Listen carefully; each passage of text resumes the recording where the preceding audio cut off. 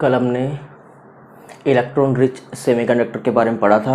आज हमको पढ़ना है इलेक्ट्रॉन डेफिसिट या इलेक्ट्रॉन डेफिशिएंट। इलेक्ट्रॉन डेफिशिएंट मतलब जिसके पास कमी होगी, इसको क्या बोलेंगे? एक्सेप्टर बोलेंगे। इलेक्ट्रॉन लेना चाहेगा तो इलेक्ट्रॉन एक्सेप्टर सेमीकंडक्टर, या इनको पी टाइप के सेमीकंडक्टर भी बोला जाता है। उनको क्या बोला था? एन टाइप, इसको क्या बोलेंगे? P type semiconductor. तो देखो पी टाइप सेमीकंडक्टर में क्या होगा,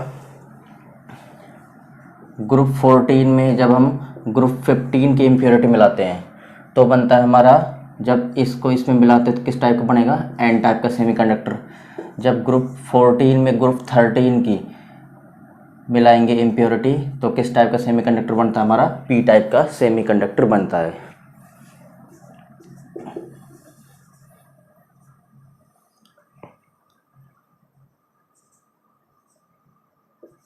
ये हमारी 40 नंबर की फैमिली हो गई।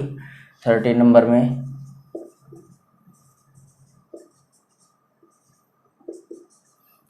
की हो गई, और 15 नंबर की कौन सी होती है? Nitrogen family. अब देखो हम 14 नंबर का कोई भी एक एलिमेंट, मान लो सिलिकॉन को ले रहे हैं, तो सिलिकॉन का एक क्रिस्टल बना हुआ है।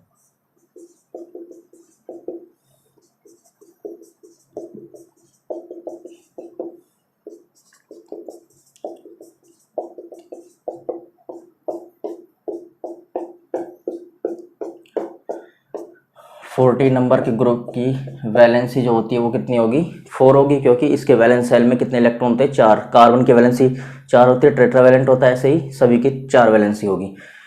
ऐसे सिलिकॉन की भी क्या होगी? 4 वैलेंस। देखो एक सिलिकॉन 4 तरफ से बॉन्ड बना रहा है। अब देखो बोरोन जो है उसके वैलेंस सेल में कितने इलेक्ट्रॉन होते हैं? बोरोन फैमिली के वैलेंस सेल में कितने इलेक्ट्रॉन होंगे? 3 इलेक्ट्रॉन्स। ये ध्यान रखना, लास्ट का नंबर 3 इलेक्ट्रॉन रहेंगे। मतलब इसका इलेक्ट्रॉनिक कॉन्फिगरेशन लिखेंगे तो इसके लास्ट में जो सेल होता है उसमें 3 इलेक्ट्रॉन आते हैं वैलेंस सेल में। तो यहाँ पर हम कोई भी एक एलिमेंट ले रहे हैं, मान लो हम बोरोन को ले लें, यहाँ ये ले रहे हैं काम में बोरोन। तो क्या होगा, जैसे ही सिलिकॉन के क्रिस्टल में बोरोन की इम्प्योरिटी मिलाएंगे, मान लो यहाँ पर सिलिकॉन की जगह क्या आ गया? बोरोन आ गया। यहाँ पर क्या आ गया? बोरोन आ गया। अब देखो बोरोन के वैलेंस सेल में 3 इलेक्ट्रॉन होते हैं, तो बोरोन 3 बॉन्ड तो बनाएगा आसानी से। एक यहाँ से बना लेगा बॉन्ड, एक यहाँ से बनाएगा और एक यहाँ से बॉन्ड बनाएगा। लेकिन सिलिकॉन के पास कितने इलेक्ट्रॉन होते हैं? 4। तो इसका एक इलेक्ट्रॉन यहाँ रहेगा, बॉन्ड में ऐसे इलेक्ट्रॉन बनते, बॉन्ड बनते हैं, एक यहाँ से एक यहाँ से, दोनों के एक इलेक्ट्रॉन होते हैं। तो सिलिकॉन के पास इसका खुद का इलेक्ट्रॉन तो बचेगा, लेकिन बोरोन कितने बॉन्ड बना सकता है? 3 बॉन्ड। तो यहाँ पर ये जो इलेक्ट्रॉन होना चाहिए ये क्या होगा? एक होल की तरह बिहेव करेगा, क्योंकि यहाँ पर बोरोन के पास 3 इलेक्ट्रॉन वैलेंस सेल में, तो यहाँ पर बोरोन के पास में इलेक्ट्रॉन नहीं होगा और ये होल की तरह यहाँ पर बन जाएगा। और ये इस होल को क्या बोलते हैं? पॉजिटिव होल बोला जाता है। इलेक्ट्रॉन पर नेगेटिव चार्ज होता है, ऐसे ही होल को क्या बोलते हैं? पॉजिटिव होल बोला जाता है। तो देखो इसमें ये पॉजिटिव होल और ये जो इलेक्ट्रॉन रहते हैं सिलिकॉन के, ये पॉजिटिव होल जो होगा इस पूरे क्रिस्टल के लिए, इस पूरे क्रिस्टल में कंडक्टिविटी के लिए रेस्पॉन्सिबल होगा। मतलब इलेक्ट्रिसिटी के लिए क्या होगा? रेस्पॉन्सिबल ये होल पूरे क्रिस्टल में। तुमको बताया था मैंने, होल होते हैं या पॉजिटिव होल हो या फिर या इलेक्ट्रॉन्स हो, आयंस हो, किसके लिए रेस्पॉन्सिबल होते हैं? कंडक्टिविटी के लिए रेस्पॉन्सिबल होते हैं। यहाँ पर कोई सा भी एलिमेंट ले सकते हैं, बोरोन भी ले सकते हैं, एल्यूमिनियम भी ले सकते हैं, कोई भी 13 नंबर का एलिमेंट ले सकते हैं। अब देखो इसको पी टाइप सेमीकंडक्टर क्यों बोलते हैं? क्योंकि इसमें पॉजिटिव होल बनते हैं। पी टाइप क्यों बोला जाता है इसमें? क्योंकि इसमें P4 क्या होता है? पॉजिटिव। इसमें पॉजिटिव होल बनते हैं, इसी कारण इसको पी टाइप सेमीकंडक्टर भी बोला जाता है। दोबारा से देख लो पूरे को। इसमें क्या होता है? इलेक्ट्रॉन एक्सेप्टर, इलेक्ट्रॉन डेफिशिएंट, जिसमें इलेक्ट्रॉन की कमी हो, तो यहाँ पर इलेक्ट्रॉन की कमी है, एक पॉजिटिव होल बन रहा है तो इलेक्ट्रॉन की कमी होगी। तो क्या करते हैं कि हम एन टाइप पढ़ते तब तो 14 नंबर में 15 की इम्प्योरिटी मिलाते हैं, और पी टाइप में 14 में 13 की इम्प्योरिटी मिलाते हैं। तो 14 में से हमने एक सिलिकॉन ले लिया, तो सिलिकॉन का पूरा क्रिस्टल लिया, इसमें 13 नंबर बोरोन की इम्प्योरिटी मिलाएंगे। सिलिकॉन 4 बॉन्ड बनाएगा, बोरोन कितने बॉन्ड बनाएगा? 3 बॉन्ड बनाएगा। तो 3 बॉन्ड बनाएगा तो सिलिकॉन का इलेक्ट्रॉन तो इसके पास रहेगा, लेकिन इसके पास क्या आ जाएगा? एक होल आ जाएगा, क्योंकि इसके पास इलेक्ट्रॉन की कमी है। इस होल को क्या बोला जाता है? पॉजिटिव होल, क्योंकि इलेक्ट्रॉन की कमी है तो पॉजिटिव होगा। तो पॉजिटिव होल 3 बॉन्ड तो आसानी से बना रहा है बोरोन, लेकिन चौथा बॉन्ड नहीं बना सका। इसी होल के कारण पूरे क्रिस्टल में क्या होती है, कंडक्टिविटी होती है। पी का मतलब यहाँ पर क्या होता है, पी टाइप का मतलब क्या है, पॉजिटिव, इसलिए इसको क्या बोलते हैं, पॉजिटिव होल या पी टाइप सेमीकंडक्टर बोला जाता है। ये हमारे खत्म हो गए दोनों, पी टाइप और एन टाइप सेमीकंडक्टर। आगे देखो, अब हमको एप्लीकेशन पढ़ने हैं पी टाइप और एन टाइप सेमीकंडक्टर के। तो अगला हेडिंग है applications of N and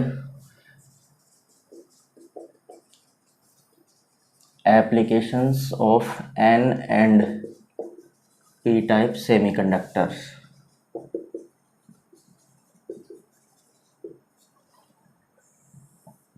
applications of N and P type semiconductors. अब देखो इसके यूज क्या होते हैं। इसका पहला यूज तो है कि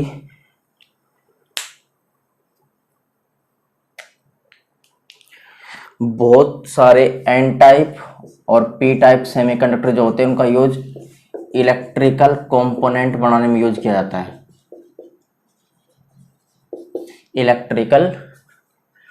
इलेक्ट्रिकल कंपोनेंट बनाने में यूज किया जाता है बहुत सारे सेमीकंडक्टर्स का। तो फर्स्ट यूज आएगा इसका, various types of same N type and P type semiconductors are use for making electrical components. Second क्या आएगा, एन टाइप और पी टाइप के सेमीकंडक्टर जो होते हैं इनको ऐसे भी लिखा जाता है एन पी एन का मतलब क्या है, पॉजिटिव, बीच वाला देखना हमको, बीच में जो भी लेटर लिखा होगा, और पी एन पी का मतलब क्या है, नेगेटिव वाला, एन वाला। तो एन और पी एन पी फिजिक्स में पढ़ोगे तुम। एन और पी टाइप के जो सेमीकंडक्टर जो होते हैं उनका यूज किस में किया जाता है, एन और पी टाइप के ट्रांजिस्टर जो होते हैं, इन ट्रांजिस्टर का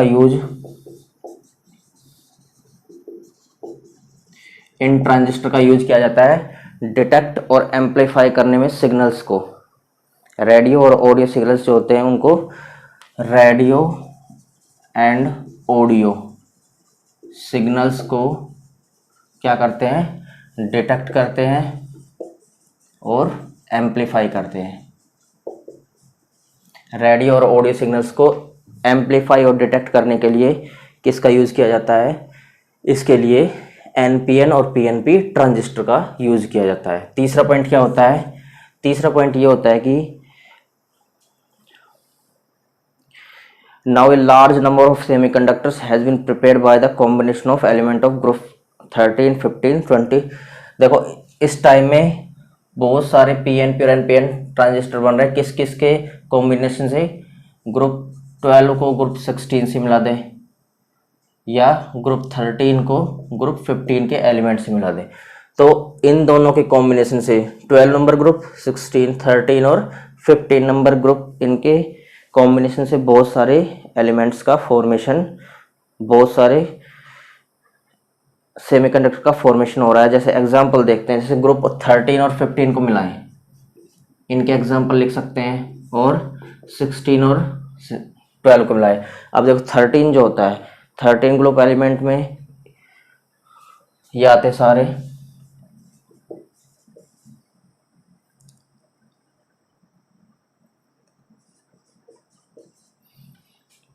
ये सारे एलिमेंट आते हैं।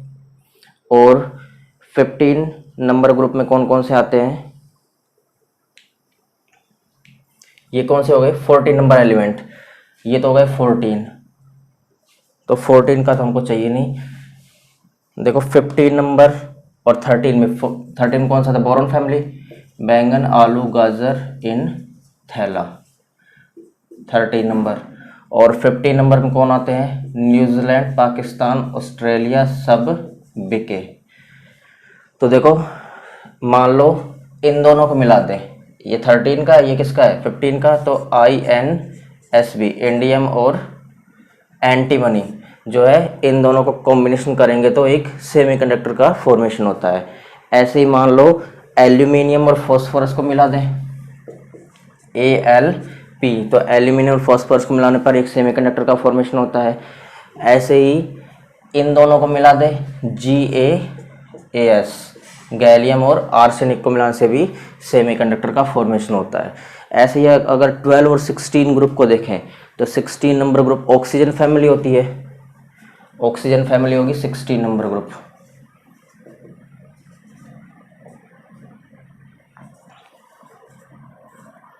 ओवर स्टाइल से टीपो, ऑक्सीजन, सिलिकॉन, सेलेनियम, टेलुरियम और पोलोनियम। और 12 नंबर ग्रुप में कौन से आते हैं? 12 नंबर होता है डी ब्लॉक का, डी ब्लॉक होगा 12 नंबर। जिंक, कैडमियम और मरकरी आते हैं 12 नंबर ग्रुप में। तो 12 और 16 का कॉम्बिनेशन करेंगे तो देखो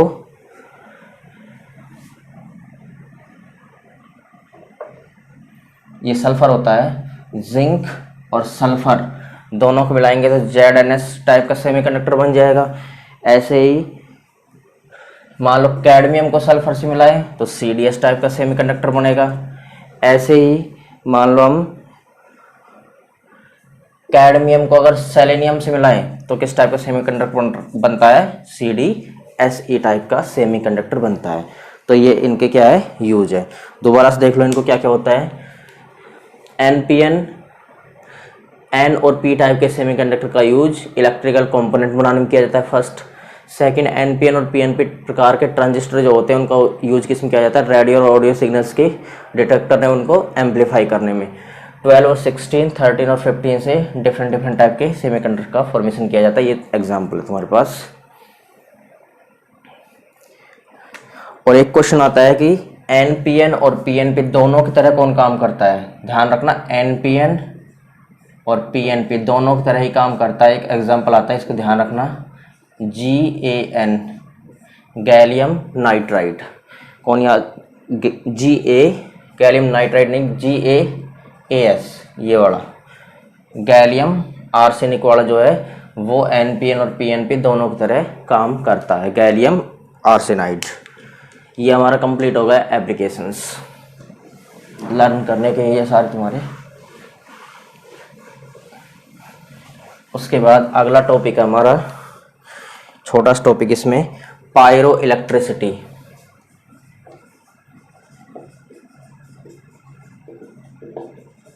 पायरो इलेक्ट्रिसिटी, देखो पायरो का मतलब होता है हीट, पायरो का मीन्स क्या है? हीट। तो देखो इसमें क्या होता है कि कुछ सब्सटेंस को जब हम हीट करते हैं या फिर कूल करते हैं, कूल भी लिख लेना, या तो हीट करेंगे या फिर क्या करेंगे? कूल करेंगे, तो उनमें टेम्परेरी वोल्टेज जनरेट होता है। क्या जनरेट होगा? Temporary voltage.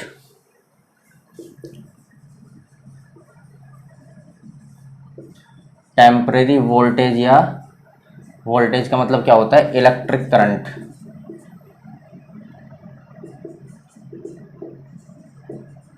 इलेक्ट्रिक करंट, तो टेम्परेरी वोल्टेज जनरेट होता है। टेम्परेरी होगा मतलब कुछ टाइम के लिए वोल्टेज या इलेक्ट्रिक करंट जनरेट होगा। किसी भी सब्सटेंस को गर्म करेंगे या फिर ठंडा करेंगे, मतलब हीट करेंगे या फिर कूल करेंगे, तो क्या होगा? टेम्परेरी वोल्टेज का मतलब क्या है कि एक सब्सटेंस, मान लो एक रोड ली, तो उसको यूनिफॉर्मली, मतलब एक समान यूनिफॉर्मली क्या कर रहे हैं? मान लो हीट कर रहे हैं, पूरे को यूनिफॉर्मली यहाँ से सभी जगह से हीट कर रहे हैं। यूनिफॉर्म करना, या फिर यूनिफॉर्म क्या करेंगे? ठंडा करेंगे। यूनिफॉर्मली हीट करेंगे या फिर क्या करेंगे? यूनिफॉर्मली ठंडा करेंगे। तो इस सब्सटेंस में क्या होगा? टेम्परेरी वोल्टेज जनरेट होगा, इसी क्या बोला जाता है? या इलेक्ट्रिक करंट जनरेट होगी, इसी क्या बोला जाता है? पायरो इलेक्ट्रिसिटी बोला जाता है। इसके अलावा हमारा एक दूसरा वर्ड आएगा पीजियो इलेक्ट्रिसिटी।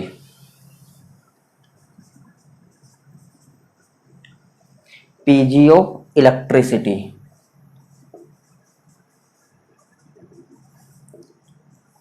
और एक आएगा थर्मो इलेक्ट्रिसिटी। ये तीन टर्म है, पायरो इलेक्ट्रिसिटी, पीजियो इलेक्ट्रिसिटी और थर्मो इलेक्ट्रिसिटी। तो देखो पीजियो इलेक्ट्रिसिटी में क्या होता है, इसको दोबारा से देख लो। सब्सटेंस को गर्म करेंगे, ठंडा करेंगे, तो क्या होता है कि जो भी इसमें आयंस है वो क्या करने लग जाएंगे? उनके मूव करने लग जाएंगे, मतलब आयंस की पोजीशन क्या होती है? चेंज होगी। इसी कारण उसमें क्या होता है? टेम्परेरी वोल्टेज जनरेट होता है।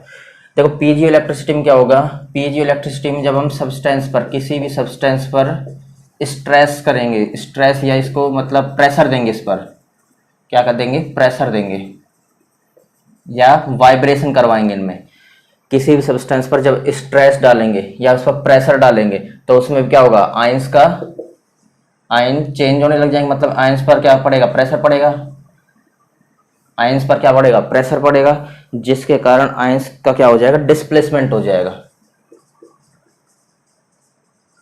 मतलब एक जगह से दूसरी जगह पर आयंस क्या हो जाएंगे, मूव करने लग जाएंगे, डिस्प्लेसमेंट होने लग जाएगा, और जिसके कारण क्या होती है, जिसके कारण इलेक्ट्रिसिटी जनरेट होती है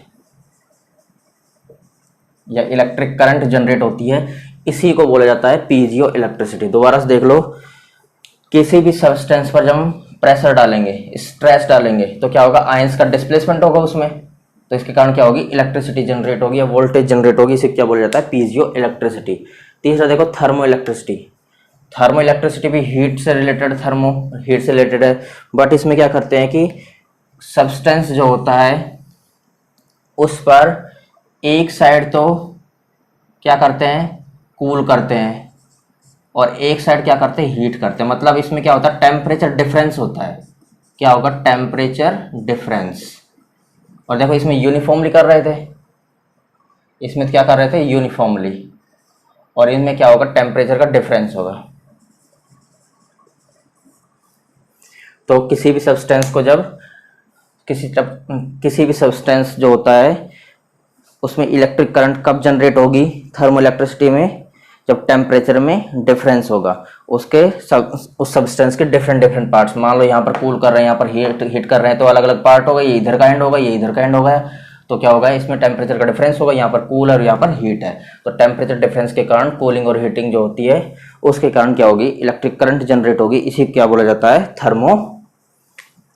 इसी कारण क्या होती है, इलेक्ट्रिक करंट जनरेट होगी, इसी को बोला जाता है थर्मो इलेक्ट्रिसिटी।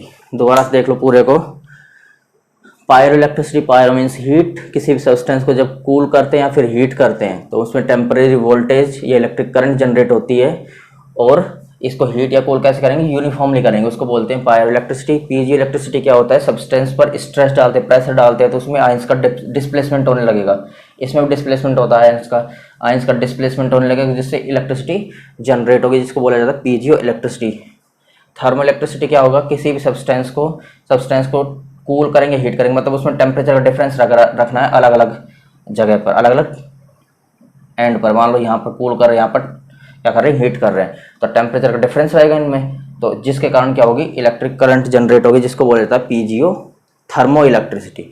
ये हमारा कंप्लीट हो गया है पायरो इलेक्ट्रिसिटी। इससे आगे हम कल अगले वीडियो में करेंगे।